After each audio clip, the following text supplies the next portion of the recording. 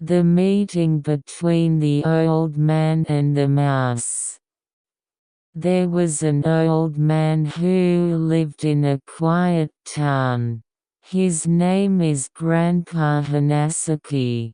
He was known for his kindness and excellent wisdom, and was loved by the people of the town.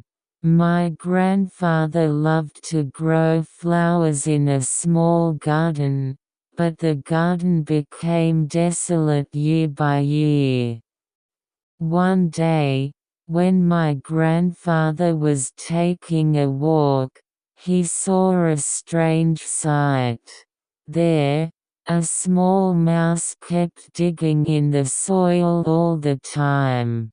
"How hard you are," the old man thought, and called out to the mouse. "What are you digging so hard?" The mouse answered with a surprised face. "Actually, Grandfather, I'm looking for food. Recently, I've been having trouble with food shortages. But there are actually special seeds buried in the soil here." The old man was interested and dug up the place with the mouse. Then, a shining seed certainly came out. "This is a special flower seed," said the mouse.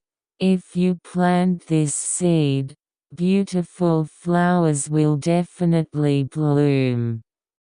The grandfather took the seeds home carefully and planted them in his garden. "And every day, I watered it and took care of it with love." Then, a few days later, an unbelievable scene spread. The flowers bloomed in various colors, and the scent spread throughout the town.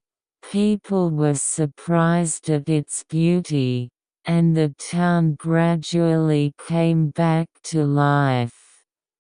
The people of the town bought bicycles and props for the sale of flowers and tried to use them to make the town even cleaner.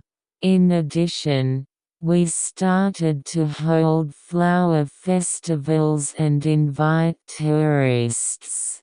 My grandfather's garden became a symbol of the town. However, prosperity comes with a shadow. As the number of tourists visiting the town increased, the burden on the environment also increased.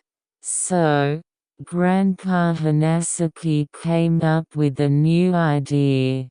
In order to keep this beautiful flower, it is necessary to protect the environment for future generations, he felt. My grandfather cooperated with the school in the town and started local environmental protection activities.